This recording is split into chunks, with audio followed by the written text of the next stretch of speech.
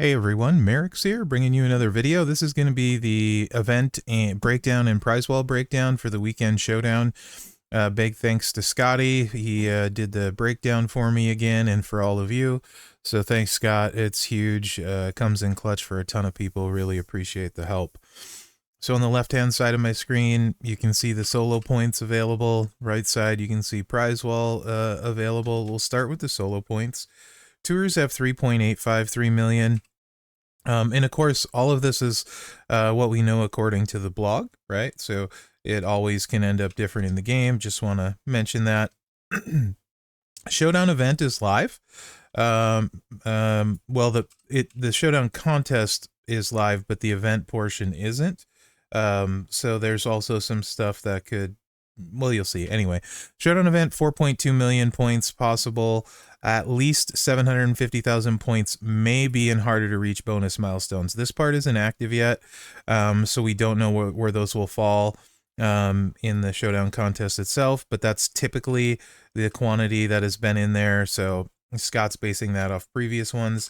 Faction event has 2 million points. Showdown leaderboard, this is going to be our first weekend bracketed showdown. First place in leagues 23 to 24 only gets up to 700,000 event solo points. So depending where you finish on your league will be the difference in what you get in the showdown leaderboard. Also, the league you're in may have variances in the possible amount you can get. The portal has 317,000 for claim free, so total free 10,370,000 plus showdown leaderboard. That assumes all solo points from the tours, showdown, faction event without bonus showdown solo points. Probably more like 9.6 million free plus your showdown leaderboard.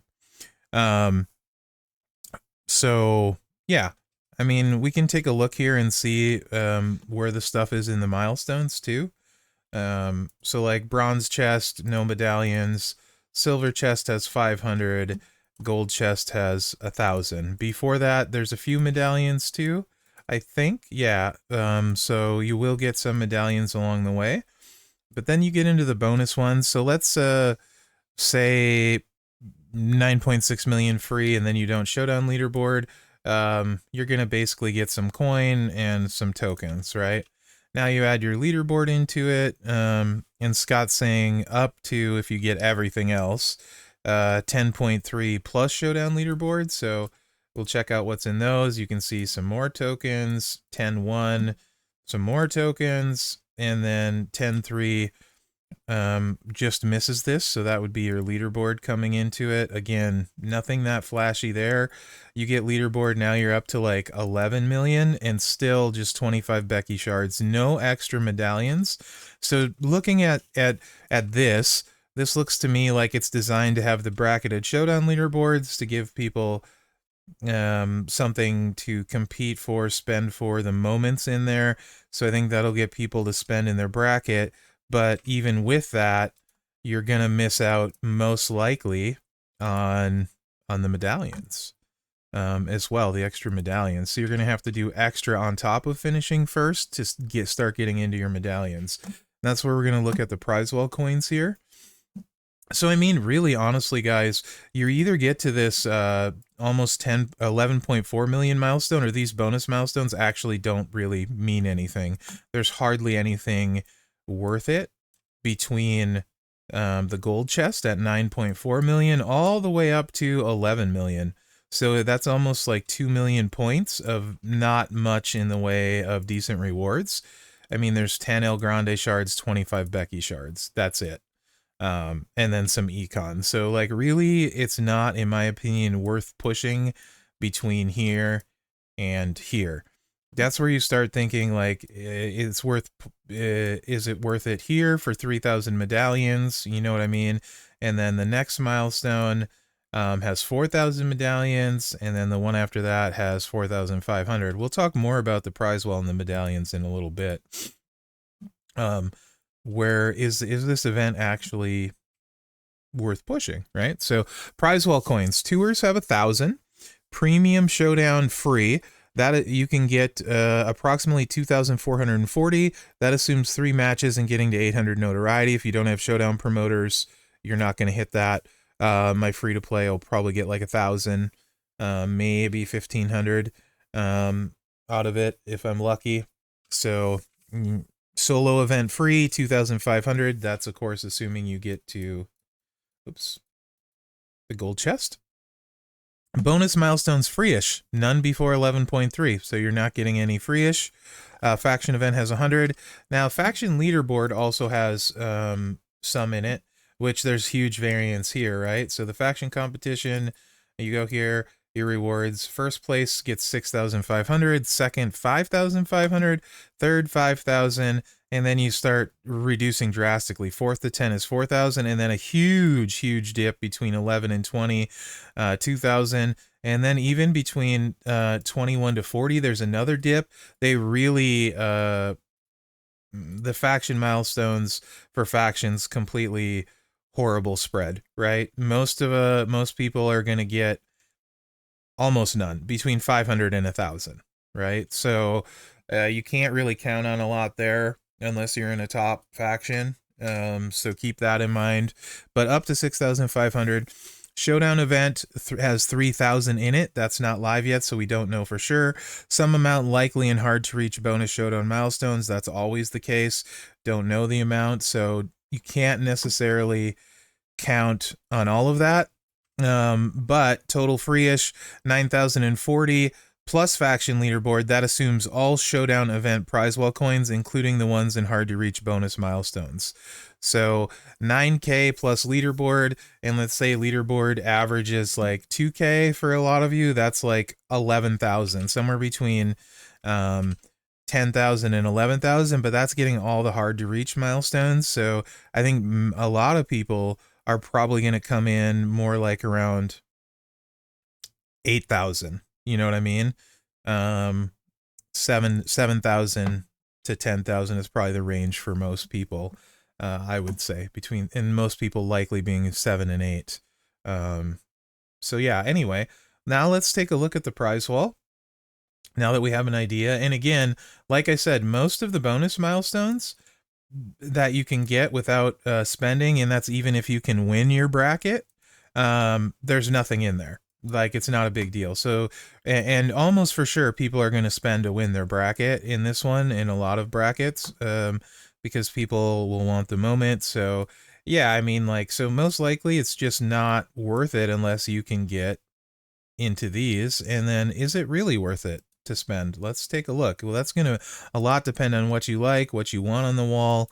The prize wall to me is interesting. So like Becky's at 6 stars, horrible value at 55K. Becky Lynch, the man of WWE Eternia, not even a good, they didn't, I don't know. We'll check and see if they like stealth buffed her or something. Totally not worth it. So we have this new leech plate. They're all the same price, so there's no reason to take a specific color. You should take the universal every single time because it works on every color. So of the plates, this is a no-brainer. Anyone that takes one of these other colors, bruh, don't do it. It's this one, for sure. If you get 30,000, okay. Maybe you want another one, whatever. That's up to you. But the rainbow one is for sure the one to get. Now, something to know about leech gems is, 1, there's very few good leech characters in the game. 2, they don't scale off of gem damage at all. It's just a regular gem type. So this is like 200% gem damage on a plain gem. So what I mean is, it basically doesn't scale. The 200% on the reinforce, the reinforced gems break twice, so that's basically does double of what this does. This is a very unimpressive plate, considering what we have for leech people in the game. Do I want one to have? Yes. Also, where it could potentially make a difference is on somebody using the anniversary leech plate, the bloodsucker, because then you get 8 multiply gems. Multiply gems, of course, scale very well with gem damage. However, in most leech people's cases, they're converting the leeches, and you need a Royal Rumble to hit the multiply plate, and if you have the transfusion, you can't use a Royal Rumble. So there's very few characters that actually can take advantage of this. Striker Austin is the big one, and he doesn't need it. You can get it for him, of course, and it's possible you could use this without the anniversary plate and he'll hit hard enough. But anniversary plate, you're basically giving up 64 gems worth of damage, so it's kind of a big deal. So yeah, I don't love these skill plates. I don't think they're amazing. I want one, just cause. But yeah, is it something to me that I'm gonna spend a huge amount to push for? Absolutely not. I'll save my money and my bullets for something more important. Something that moves the needle way more. These are very small needle movers with what we have in the game currently. That doesn't mean tomorrow they can't release somebody that it's amazing on. That, of course, can happen. Pricing on the straps here, these are all terrible for random eras, right? And this is random era in class, so I don't like any of these. Affiliations, those, of course, much more interesting. The one that can roll a 4 affiliation, so I don't mind these. Or this if you don't have a lot of affiliations. We get into the shards. As you can see, we talked about most people going to end up between 7 and 10, so these shards are probably out of the equation for most people. Gunther, King General, and Kamala. So they're very expensive. The Gunther shards in particular, much better value. He was S plus tier, much harder to get the shards. You're getting more than double at nearly the same price, so much higher value from the Gunther shards than the Kamala shards. You go down here, okay, 150 Trish shards, so maybe you can get those if that recruits her, fine. She's required fairly often. She's one of the better lady tricksters, to be honest. I like Bliss, Liv, with all the moments, and then Bliss. Those would be my top 3 lady tricksters. They're all pretty bunched, pretty close. I prefer to use Bliss. A lot of people prefer to use Liv. But if you have a Red Royal Rumble, Trish is right up there with him. Can 2 move for like 90 million damage. So she's very good. The Shining Crown here is the Roxanne shards. If you don't have Roxanne, 225 should be able to get at least 2 sets for most accounts. So that's like what? 450 shards. And there's another 225 if you get enough. If you can get Roxanne or start getting closer to her, I think this is the play. Bundy's not good, so not a big fan of these. Boss Man, this is what my free-to-play hopefully can get to. If I can get to 2,600, I can recruit Boss Man, so I'm fine with those. And then the Bliss shards are relatively cheap too. But that's it. That's your prize wall. So it's a really, really, really weak prize wall. There's nothing exciting on here. This is an event for me that like I would not spend to push for bonus milestones. The moment, okay, it's interesting, but honestly, it's probably not worth spending to me. Maybe $5-10 kind of spend. If that got me first place, guaranteed. Like, you know, I knew I was way in front, but it's probably going to be, I'm not even going to go for first on in my bracket because I'm sure I'll have to spend and it's not really worth it to me. On Mherex account. Mherex account, there's absolutely nothing I can get that I'll care about, so I'll probably just try and get some affiliation straps, because I have Gunther and I wouldn't get to this many medallions anyway. I have Kamala and I wouldn't get to this much, and I have all of these in the range I could get to. I hate Econ. I think it's completely worthless because it's easily replaceable. So I'll probably just gamble on some affiliation straps, really. And I won't get to 15k for these. If I somehow magically did, I would just take the rainbow. At 15k, I'd take the plate personally if I got to 15k. Although if I didn't have Gunther, I probably would take Gunther and Kamala over the transfusion plate shards, maybe. But knowing me, that I wouldn't. I always take the plate, so I have one. Yeah, it's a super weak prize wall other than the Roxanne shards. Like, this is the only thing kind of good, and then these are okay if you're a newer account. Like, my free-to-play, these are okay, and this is great, and everything else is incredibly meh. So I would say, my opinion, what I'm doing is this is a no-spend weekend for me all the way. I'll save my money and push on a weekend with much, much better rewards, because this prize wall is very uninteresting. And so is the showdown in general, but that's nice. It takes the pressure off. I'll get what I get. I'll get, you know, where I finish in Showdown, it's cool, but I'm not pressed about any of it or worried about it. So hopefully that helps you guys. That's my breakdown. Not super exciting weekend in my opinion, although Bex is awesome, but she's the A tier. I'll recruit her eventually either way. So yeah, that's what I got for you guys. Hopefully you enjoyed this. Thanks again to Scotty for the breakdowns. Huge help on where we can finish in the events and stuff.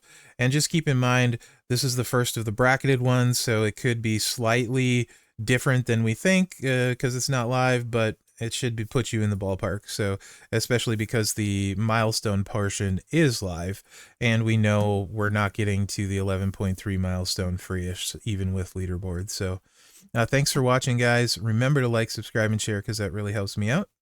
Other than that, good luck out there. Yeah, this is a easy, not a big deal weekend. I'm good with it.